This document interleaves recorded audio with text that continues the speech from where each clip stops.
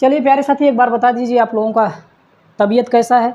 क्या आप लोगों की पढ़ाई घर वालों के मुताबिक चल रही है या नहीं? अगर नहीं चल रही है तो आप लोग घर वालों की स्थिति को ध्यान में रखें और अपनी पढ़ाई को ज़्यादा से ज़्यादा बेहतर तरीके से करने की कोशिश करें। आज हम आपको विज्ञान से संबंधित जितनी भी टर्म्स यूज किए जाते हैं, विज्ञान की कितनी मूल रूप से शाखाएँ होती हैं, उन सभी चीज़ों के बारे में आपको बताएंगे। तो चलिए स्टार्ट करते हैं। हेडिंग लगा दीजिए आप लोग साइंस। साइंस मतलब होता है विज्ञान। साइंस को हिंदी में क्या कहते हैं? विज्ञान। थोड़ा सा आपको निवेदन है आप लोगों से कि आप लोग इस चैप्टर को, जो हम विज्ञान के बारे में जितनी भी चीज़ें आपको बताने जा रहे हैं, उसको आप लोग नोट्स बना लीजिएगा और इस नोट्स को आप बराबर घर पर रिवीजन करें। तो चलिए सबसे पहले हम विज्ञान की परिभाषा लिख देते हैं।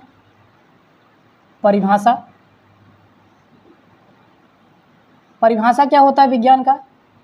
किसी वस्तु के सुसंगठित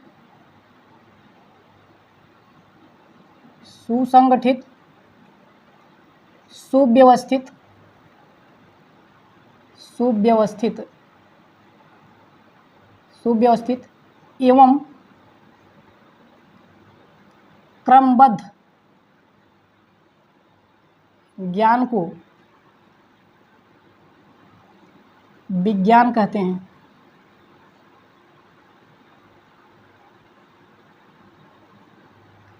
तो प्यारे साथी, आप लोग विज्ञान की परिभाषा बता सकते हैं कि किसी वस्तु के सुसंगठित, सुव्यवस्थित एवं क्रमबद्ध ज्ञान को विज्ञान कहते हैं। विज्ञान शब्द दो शब्दों से मिलकर बना है।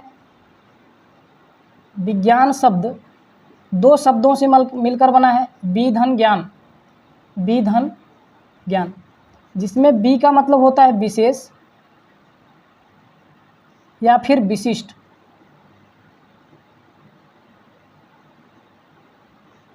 और ज्ञान का अर्थ होता है जानना।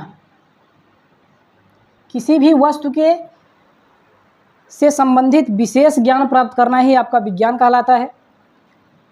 विज्ञान शब्द जो साइंस हम यूज करते हैं, उस शब्द की उत्पत्ति कैसे हुई है? यहाँ लिखेंगे साइंस शब्द की उत्पत्ति। साइंस शब्द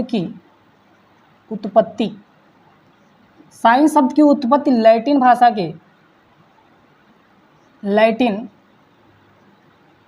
भाषा के साइंसिया से हुई है।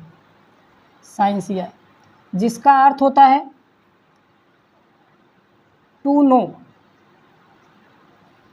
नो या फिर नॉलेज।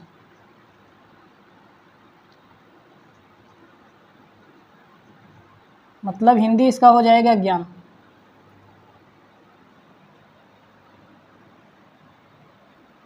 आगे अब ध्यान देंगे साइंस की कितनी मूल रूप से कितनी शाखाएं होती हैं। यहाँ लिखेंगे साइंस को कितने भागों में बांटा गया है? साइंस को मूल रूप से 3 भागों में बांटा गया है। यहाँ लिखेंगे सबसे पहला एस्ट्रोनॉमिकल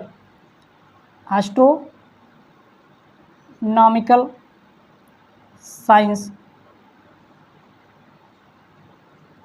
एस्ट्रोनॉमिकल साइंस, इसे हिंदी में कहते हैं खगोलीय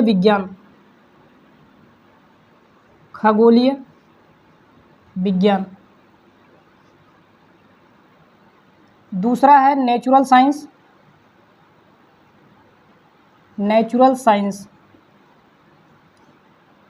प्राकृतिक विज्ञान।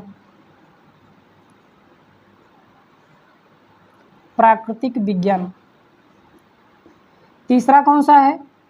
जियोलॉजिकल साइंस,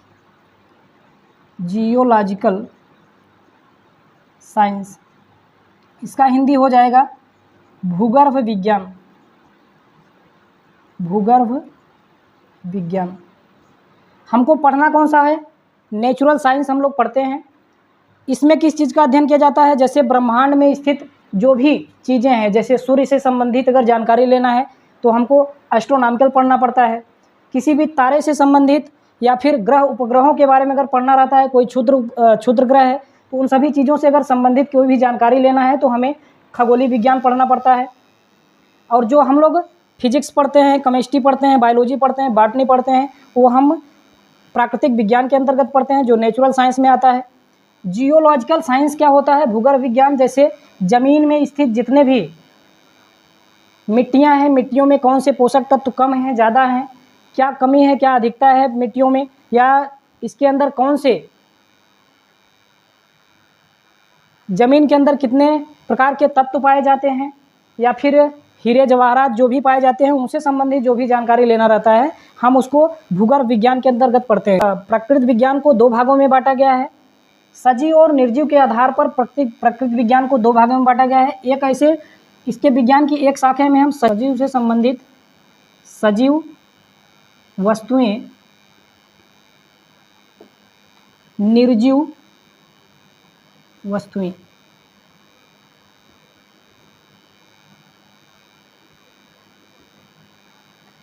इसमें हम लिविंग, जो भी लिविंग थिंग्स हैं उनका अध्ययन करेंगे, और इसमें जो भी नॉन लिविंग थिंग्स हैं, नॉन लिविंग थिंग्स जो होते हैं उसका अध्ययन हम इसमें करेंगे।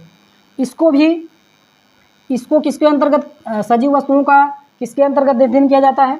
बायोलॉजिकल साइंस के अंतर्गत, बायोलॉजिकल साइंस के अंतर्गत, यानी जीव विज्ञान के अंतर्गत हम किसका अध्ययन करते हैं? सजीव वस्तुओं का। निर्जीव वस्तुओं का हम किस में अध्ययन करते हैं? फिजिकल साइंस के अंतर्गत। फिजिकल साइंस के अंतर्गत इसे बोलते हैं भौतिक विज्ञान। भौतिक विज्ञान। उम्मीद है आप लोगों को ये क्लासिफिकेशन तो समझ में आया होगा। इसके आगे हम और भी क्लासिफिकेशन करेंगे, इसका आप लोग स्क्रीनशॉट ले लीजिए, फिर इसके आगे चलते हैं।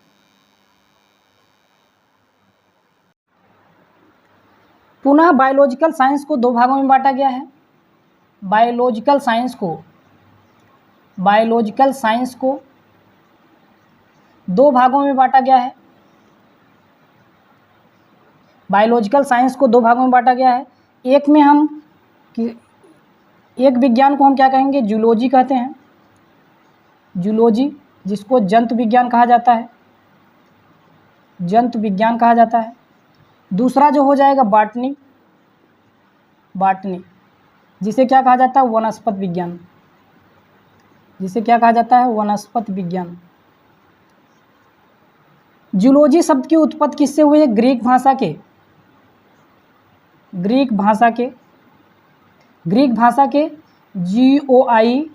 GOION, जोइन का अर्थ होता है पशु या फिर जानवर।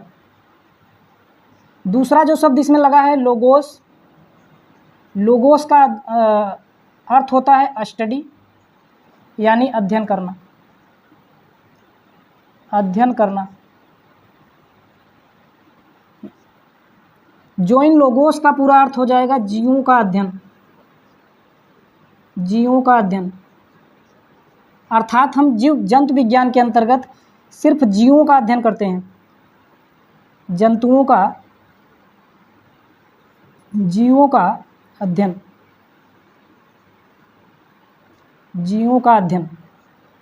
दूसरा जो है बॉटनी हम किन वस्तुओं का अध्ययन करते हैं? जैसे वनस्पतियों का अध्ययन करते हैं। बॉटनी शब्द की उत्पत्ति कैसी हुई है? बॉटनी शब्द की उत्पत्ति ग्रीक भाषा के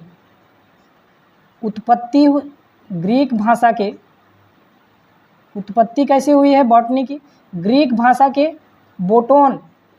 बोटेन या फिर बोटेनिकोस, जिसका अर्थ होता है पौधा या फिर घास या फिर चारागाह। अर्थात इसके अंतर्गत हम वनस्पतियों का अध्ययन करते हैं, पौधों का अध्ययन करते हैं, विभिन्न प्रकार की झाड़ियाँ होती हैं उनका अध्ययन हम किसमें करते हैं? वनस्पति विज्ञान में करते हैं। तो उम्मीद है आप लोगों को जो बायोलॉजिकल साइंस है उसका क्लासिफिकेशन समझ में आया होगा। एक बात और ध्यान दीजिए, जंतु विज्ञान के जो जनक हैं, अरस्तु हैं। अरस्तु को जंतु विज्ञान का जनक कहा जाता है। इंग्लिश में अरिस्टोटल, एरिस्टोटल। इनकी एक बुक है, बुक का भी आप नाम याद रखें, हिस्टोरिया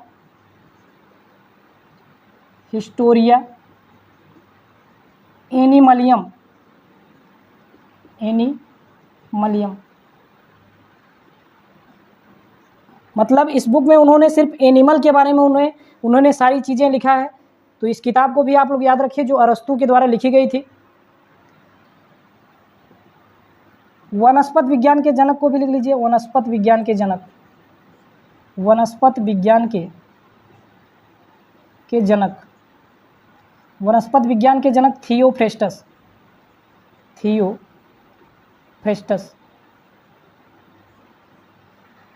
आप लोग सभी विज्ञान के जितनी भी शाखाएं हैं उनके जनक का नाम याद रखें, बहुत ही ज़रूरी टॉपिक है।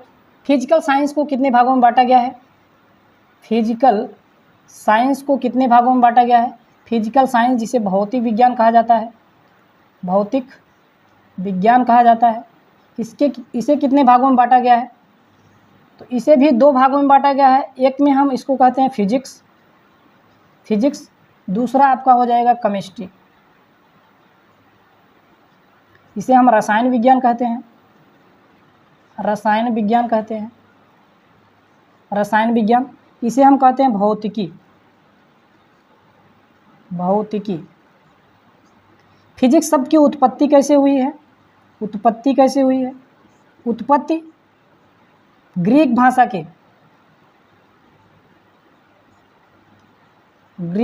के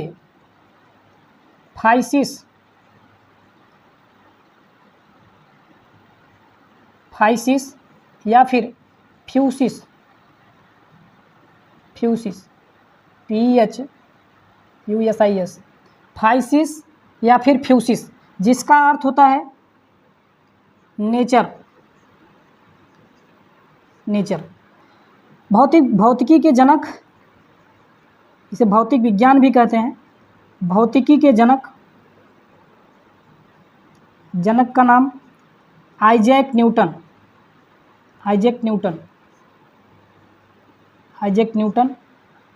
न्यूटन साहब ने किताब लिखा था, उसको आप लोग याद रखें। 1687 में उन्होंने किताब लिखा प्रिंसिपिया। उस किताब में उन्होंने किस चीज़ का वर्णन किया था? प्रिंसिपिया में फोर्स मतलब होता है बल का, उन्होंने वर्णन किया, बल। इसके बाद ग्रेविटेशनल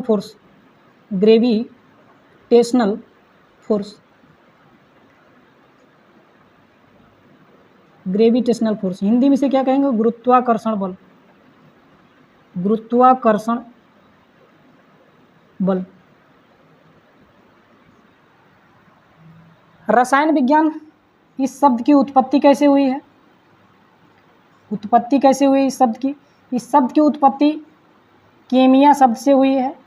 कीमिया, जिसका अर्थ होता है काले रंग की मिट्टी। काले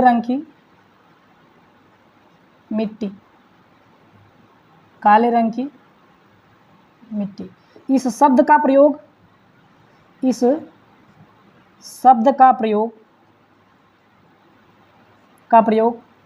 मिस्र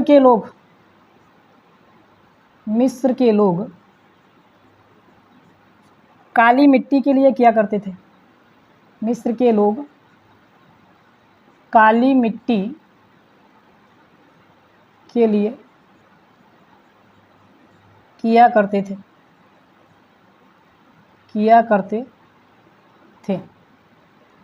रसायन विज्ञान के जनक का नाम लेवासिए साहब। कभी कभार प्रिस्टले का भी नाम आ जाता है। अगर आपको कहीं पर विकल्प ही मिले उसमें लेवासिए का नाम ना हो तो आप प्रिस्टले वाले विकल्प को ट्रिक करेंगे, प्रिस्टले। उम्मीद है आप लोगों को भौतिक विज्ञान जो फिजिकल साइंस है उसका क्लासिफिकेशन आपको समझ में आया होगा। रसायन विज्ञान से संबंधित जितनी भी चीज़ें हैं, भौतिकी से संबंधित जितनी भी चीज़ें हैं, उसका हमने यहाँ पर वर्णन कर दिया है। एक चीज़ आप लोग और ध्यान रखेंगे, नोट करके इन सभी चीज़ों को लिख लीजिए। आधुनिक भौतिक विज्ञान के जनक, आधुनिक भौतिक विज्ञान के जनक, आधुनिक भौतिक विज्ञान के जनक न्यूटन,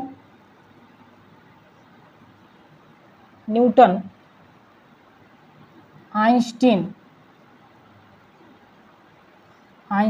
गैलीलियो।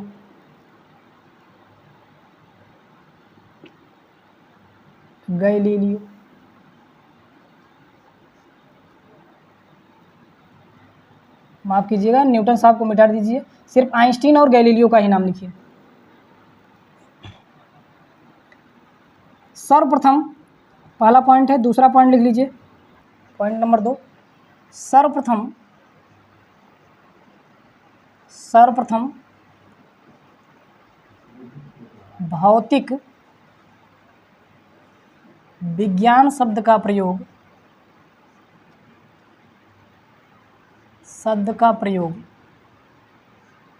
अरस्तु ने किया।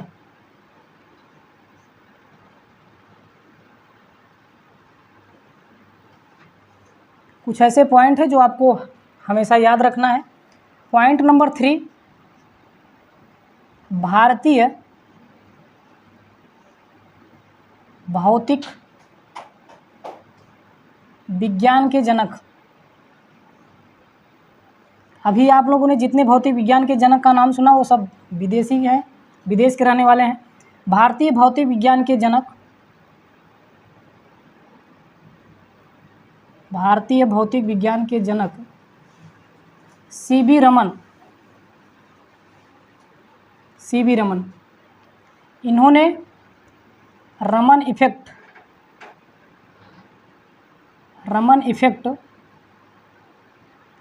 इफेक्ट का आविष्कार किया।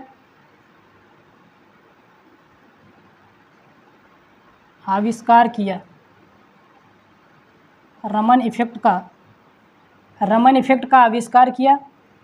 किन किन लोगों ने रमन इफेक्ट पर काम किया? एक तो सीवी रमन जी थे, सीवी रमन जी, प्लस इनके एक छात्र के.एस.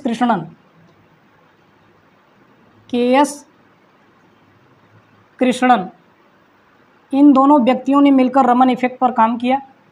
रमन इफेक्ट के लिए सीवी रमन जी को नोबेल पुरस्कार मिला 1930 में। रमन इफेक्ट के लिए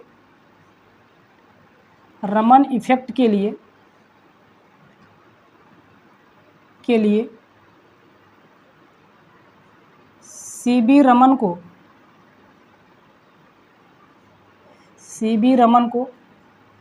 नोबेल पुरस्कार मिला। नोबेल पुरस्कार मिला।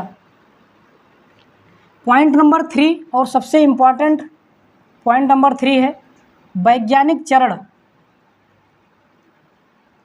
चरण।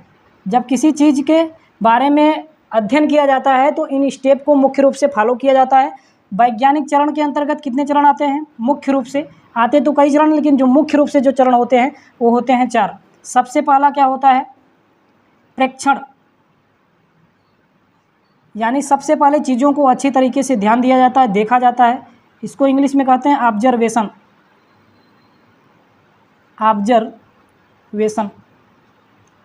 दूसरा चरण है परिकल्पना, चीज़ों के बारे में अनुमान लगाया जाता है अच्छी तरीके से, जिसे परिकल्पना को इंग्लिश में कहते हैं हाइपोथेसिस। तीसरा चरण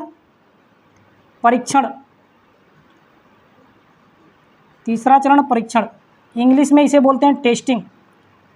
अच्छी तरीके से चीज़ों के प्रति टेस्टिंग किया जाता है। लास्ट चरण जो होता है वो सिद्धांत,